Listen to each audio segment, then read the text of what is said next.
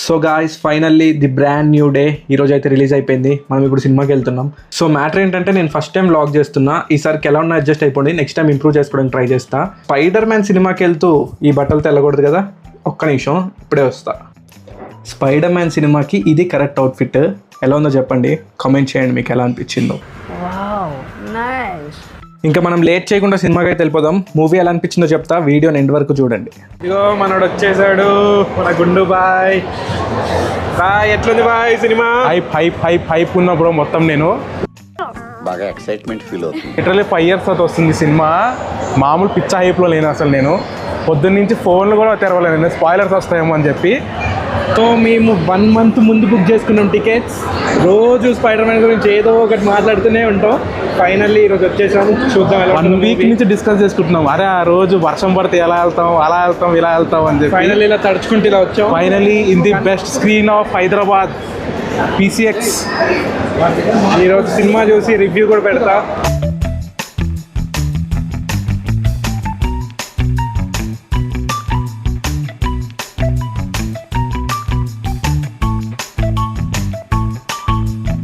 So movie ఎలా ఉందంటే నువ్వు చెప్పరా, నీకు ఎలా అనిపించిందో? టిపికల్ స్పైడర్ మ్యాన్ సినిమా లాంటిది ఎలా ఉంటుందని అయితే ఎక్స్పెక్ట్ చేయొద్దు. ఎక్కువ ఫైట్ సీన్స్ ఉంటాయి, ఎక్కువ ఇవి ఉంటాయని చెప్పి అయితే ఎక్స్పెక్ట్ చేయొద్దు. It is completely drama oriented film. Of course ఎంగేజింగ్గా ఉంది, బట్ స్పైడర్ మ్యాన్లో ఆ పీటర్ పార్కర్లో ఉన్న డెప్త్, అసలు పీటర్ పార్కర్లో ఉన్న ఈ మ్యాటర్ అంతా ఏంటంటే ఈ ముందు సినిమాలు ఎప్పుడు చూపించలేదు.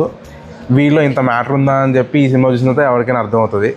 మీరు ఓన్లీ స్పైడర్ మ్యాన్ మూవీస్ చూసుకుంటూ ఈ మూవీకి కూడా వచ్చి ఇది కూడా అలాగే ఉంటుందని ఎక్స్పెక్ట్ చేస్తే ఇది అస్సలు అలా ఉండదు. ఇది మొత్తం క్యారెక్టర్ బేస్ మీద ఉంటుంది.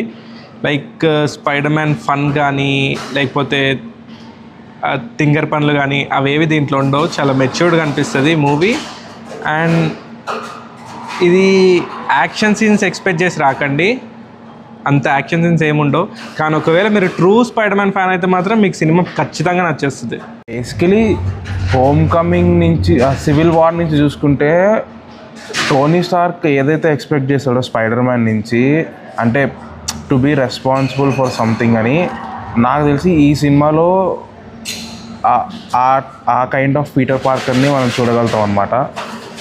సో గాయ్స్ ఈ వ్లాగ్ అయితే ఇంతే. మీకు ఎలా అనిపించిందో నాకు తెలీదు. ఇదే నా ఫస్ట్ వ్లాగ్. ఒకవేళ బాగాలేకపోతే నెక్స్ట్ టైంకి ఇంప్రూవ్ చేసుకోవడానికి ట్రై చేస్తా. అండ్ ఈ స్పైడర్ మ్యాన్ మూవీని రివ్యూలా చూడకండి. ఇది ఒక జస్ట్ నా ఒపీనియన్. నేను ఎలా ఎక్స్పీరియన్స్ చేశా అనేది నేను ఈ వీడియోలో క్యాప్చర్ చేశాను అంతే. సో ఛానల్ని సబ్స్క్రైబ్ చేసుకోవడం మర్చిపోకండి. వీడియోని లైక్ చేసి కామెంట్ చేయండి మీకు వీడియో ఎలా అనిపించిందో. ఉంటా.